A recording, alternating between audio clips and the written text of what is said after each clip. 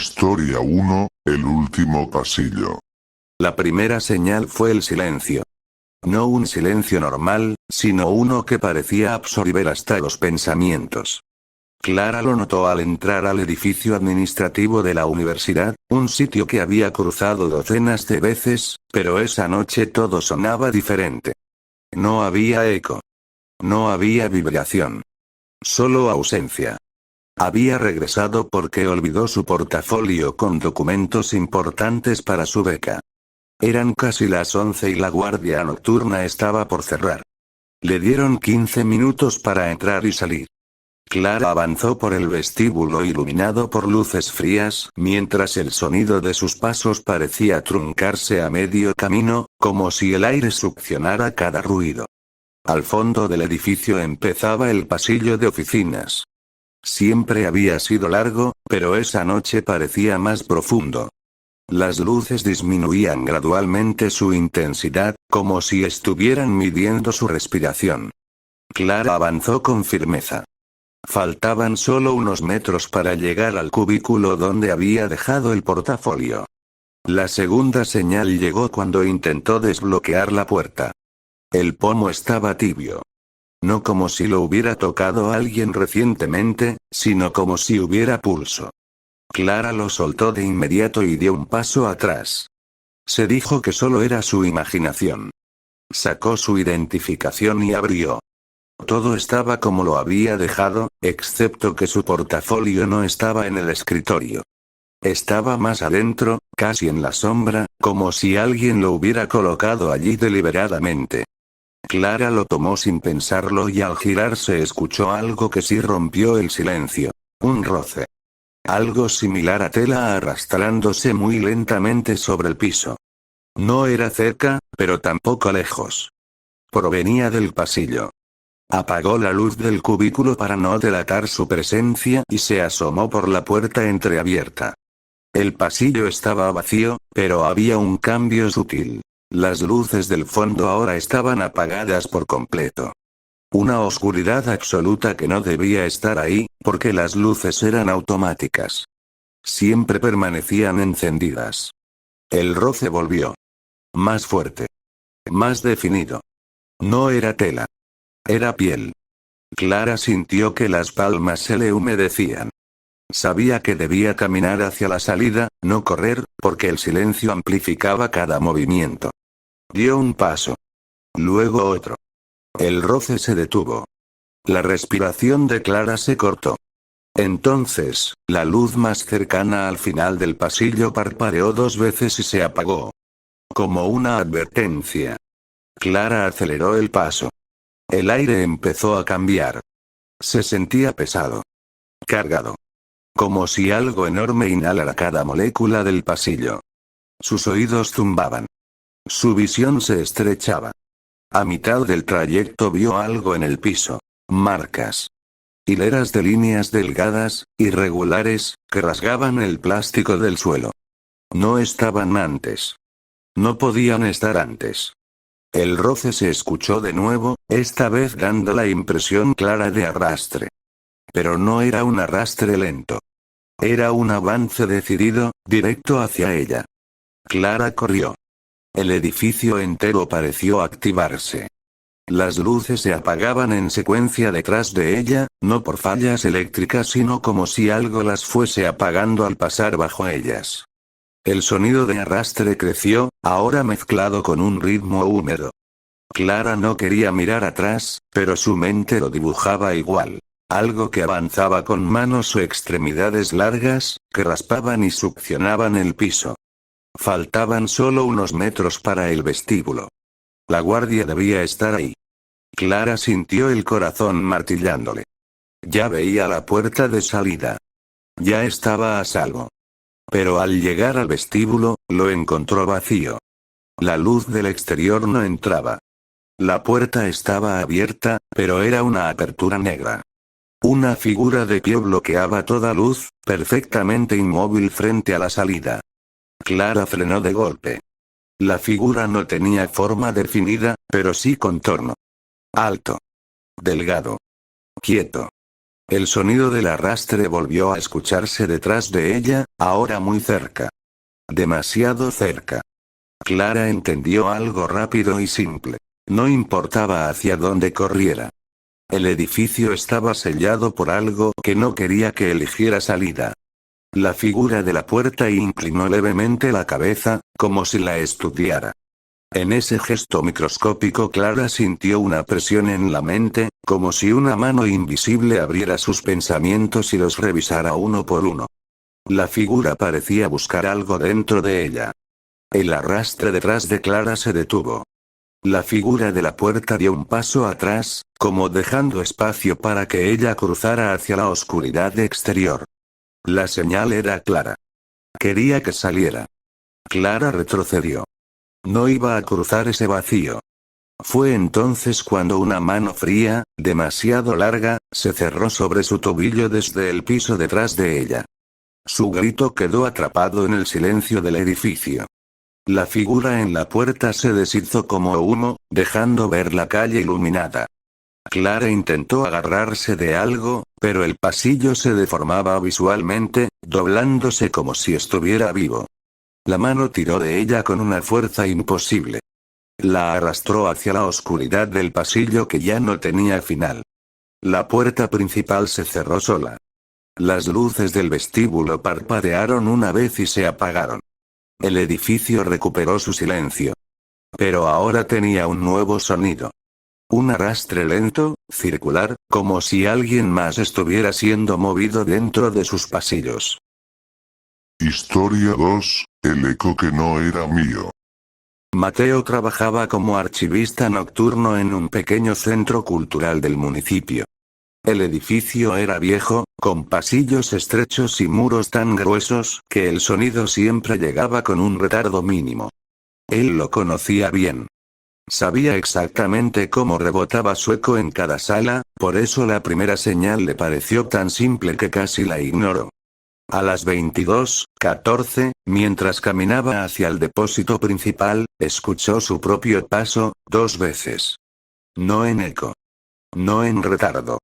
Era un segundo paso, idéntico al suyo, pero medio segundo desfasado, como si alguien caminara detrás imitando el ritmo exacto. Mateo giró. Pasillo vacío. Volvió a avanzar. Esta vez su paso no generó eco. Solo generó réplica. Y la réplica sonaba más cercana. Atribuyó el fenómeno a la acústica del edificio, algo que podía ignorarse si trabajaba rápido. Bajó al depósito 3 para hacer inventario. Ahí la humedad impregnaba el aire y el olor del papel viejo se sentía tan espeso como la luz amarilla de los tubos fluorescentes. Mateo abrió el registro digital y empezó. 20 minutos después sintió un cambio súbito en la temperatura. Un soplo frío que no venía de ninguna corriente natural. La luz parpadeó de forma irregular. Luego volvió la réplica. 1. Su paso. 2. El otro. Pero esta vez no venía de atrás. Venía desde dentro del depósito. Mateo dejó de moverse. Su respiración era el único sonido. Entonces algo más se sumó. Una exhalación lenta, idéntica a la suya. Copiada. Precisa. Como si alguien respirara para sincronizarse con él. El archivista salió del depósito sin cerrar sesión. Caminó rápido hacia la escalera y allí escuchó otro sonido nuevo. No era réplica. Era desajuste. Una especie de roce, no fuerte, sino deliberado. Como si algo que no tenía forma definida intentara aprenderla. Mateo apresuró el paso. Al llegar al segundo piso, notó algo aún más perturbador. Su sombra estaba mal. No seguía su movimiento exacto. Iba un milisegundo atrasada, y en ese retraso su silueta parecía plegarse en ángulos que su cuerpo no hacía. Se detuvo. La sombra se detuvo. Giró. La sombra giró, pero con un quiebre brusco, como si tuviera que corregir un error en su imitación. Mateo sintió un calor detrás de la nuca. No era físico. Era esa sensación primitiva de cuando alguien te observa. Bajó la mirada y vio otra señal. La sombra había crecido ligeramente, como si sus bordes se estiraran fuera del área normal del foco. El edificio hizo algo que nunca hacía. Guardó silencio absoluto. Cada máquina, ventilador y luminaria dejó de emitir ruido. Nada vibraba. Era como si el edificio estuviera conteniendo la respiración junto con él. La réplica volvió. No eran pasos ahora. Era su voz. Mateo tragó saliva. El sonido venía desde el fondo del corredor. Su propia voz, diciendo su nombre, pero con una entonación que no recordaba haber usado. Un tono demasiado neutro. Demasiado exacto. Mateo, repitió el eco que no era eco. Él respondió casi por reflejo. ¿Qué quieres? La réplica contestó de inmediato, usando la misma cadencia que él acababa de usar. ¿Qué quieres? Mateo retrocedió. El aire se volvió más espeso. La sombra volvió a crecer. Ahora parecía tener hombros demasiado altos. Cuando Mateo alzó la vista, vio al fondo del pasillo una figura negra, quieta, con su misma postura. Idéntica. Pero la cabeza no tenía contorno humano. El reflejo oscuro dio un paso. Su pie cayó sin sonido. El de Mateo sí. Esa diferencia marcó el inicio del clímax. La figura avanzó poco a poco. Sus movimientos eran un intento imperfecto de imitación. Copiaba la postura, luego la corregía, luego se descomponía en un gesto imposible para un cuerpo humano. Cada acercamiento afinaba su forma un poco más, como si aprenderlo fuera su principal meta. Mateo corrió hacia la salida del piso, pero la figura volvió a replicar su carrera un instante después. La distancia entre ellos se redujo con precisión matemática.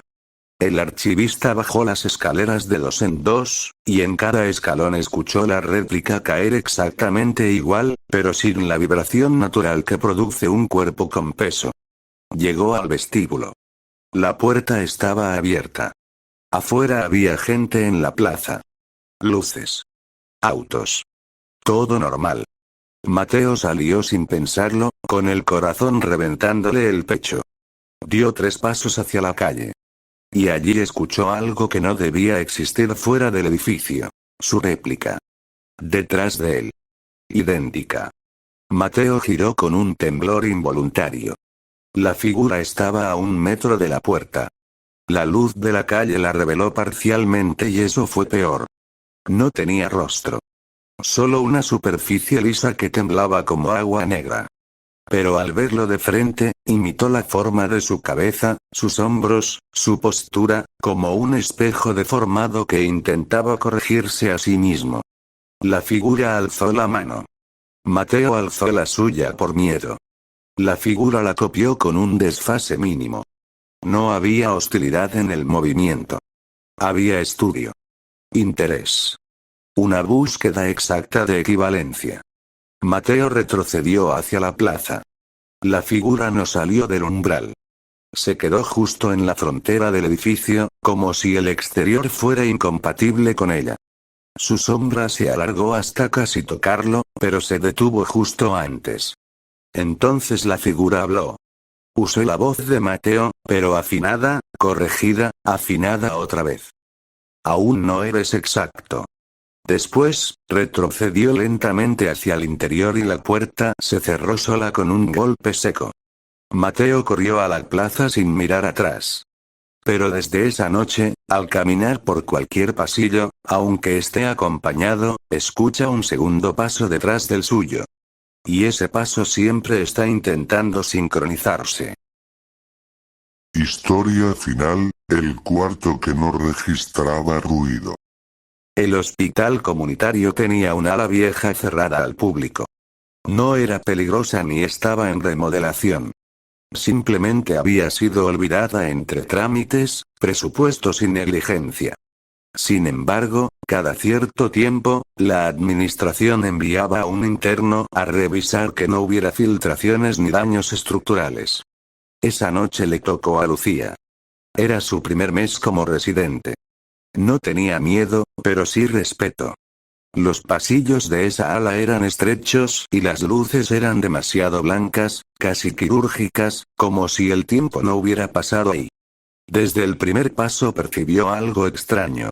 No había eco. Los hospitales siempre tienen eco. Este no. La primera señal fue un detalle simple. Mientras caminaba, la luz de los sensores tardaba en encenderse. No era un retraso eléctrico, era un retraso de percepción. Como si el sensor necesitara entender que ella estaba ahí. Lucía revisó los primeros cuartos. Todo normal. Paredes húmedas, camas viejas, olor estancado. Hasta que llegó al cuarto 12. Ese cuarto nunca aparecía en el plano oficial. No existía en el sistema. Sin embargo, estaba frente a ella, con su número pintado en un esmalte que parecía más nuevo que el resto del pasillo. Lucía empujó la puerta. Adentro no había cama. Solo una silla metálica al centro. Y lo más inquietante, el silencio era absoluto. Ni siquiera podía escuchar su respiración. El sonido no se registraba. Como si el cuarto absorbiera todo ruido antes de que llegara a su propio oído. Encendió la linterna del celular. La luz funcionaba, pero parecía desvanecerse más rápido de lo normal, como si el aire mismo la bebiera. Avanzó un paso. En la pared observó marcas verticales, decenas, alineadas, como si alguien hubiera usado las uñas para marcar cada día, o cada intento. La segunda señal llegó cuando se giró para salir. La puerta ya no estaba.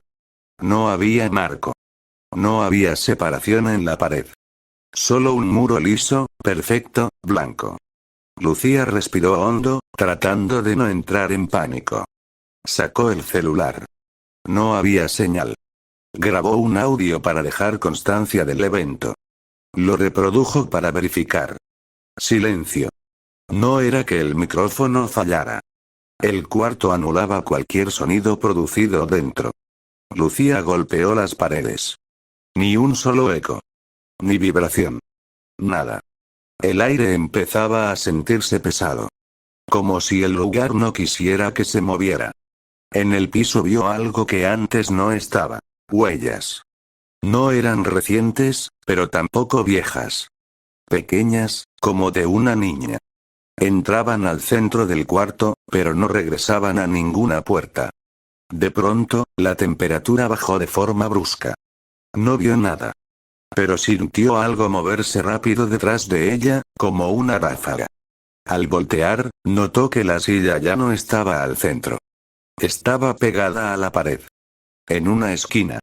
Como si algo la hubiera desplazado en silencio absoluto.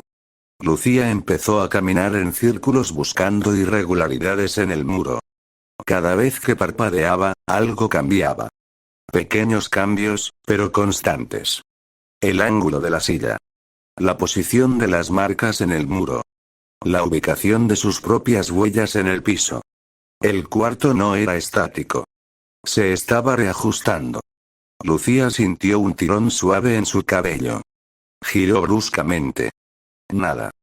Pero cuando bajó la linterna, lo vio claramente. Otra huella, fresca, marcada justo detrás de donde ella estaba parada. No era una huella infantil como las anteriores. Era más grande. Más definida. Como si alguien adulto hubiera dado un paso muy reciente. La linterna parpadeó. Una respiración le rozó la oreja. Lucía giró pero no encontró rostro alguno. Lo que sí encontró fue algo peor. Una silueta oscura proyectada en la pared, idéntica a la suya, pero con un desfase mínimo. Cuando ella levantó la linterna, la sombra tardó un segundo en imitar. Cuando ella respiró, la sombra no lo hizo. Y después, la sombra dio un paso hacia ella. Lucía retrocedió y chocó con algo. La silla. No estaba en la esquina como antes. Estaba justo detrás de ella, bloqueándole el movimiento. La sombra se deformó. Adelgazó. Se alargó. Sus brazos crecieron hasta tocar el piso. Después levantó la cabeza en un ángulo imposible, como si estudiara su estructura ósea para replicarla mejor. Lucía gritó. El grito no produjo sonido. La sombra avanzó. Con cada paso, el piso vibraba apenas, como un ajuste del cuarto, una calibración más precisa. Cuando estuvo a menos de 1 metro, Lucía retrocedió, tocó el muro, y sintió un hueco. La puerta. Se había materializado otra vez, pero abierta solo unos centímetros. Sin pensar, corrió hacia ella. Empujó. El marco era inestable, como si estuviera pegado por voluntad del cuarto, no por arquitectura real. Logró abrir suficiente para salir y cayó al pasillo. El sonido regresó de golpe. Máquinas lejanas, un carrito pasando, un monitor pitando. Todo normal. Demasiado normal. Al levantarse, miró la puerta del cuarto 12. Ya no tenía número. El metal estaba oxidado. Abrió para confirmar que no había alucinaciones. El cuarto estaba vacío. Sin marcas. Sin silla. Sin huellas. Cualquier rastro había sido borrado. Pero antes de cerrar, escuchó un sonido. No provenía del interior. Provenía de su propio celular. El audio que había grabado antes seguía en reproducción. Y ahora sí se escuchaba algo. No era su voz. Era una respiración lenta. Profunda. Inhumana. A centímetros del micrófono. Luego un susurro, muy claro. Todavía estás dentro. La puerta se cerró sola frente a ella. En el pasillo volvió el silencio. No el del hospital. El del cuarto. Como si el eco del lugar la hubiera seguido afuera. Y desde esa noche, cada vez que Lucía graba un audio, escucha un sonido de fondo imposible de eliminar. Una respiración que se sincroniza con la suya, hasta que deja de sincronizarse. Y respira primero. Gracias por llegar hasta esta parte del video. Si les gustó denle like y apoyen al canal, si no los mataré, hijos de puta.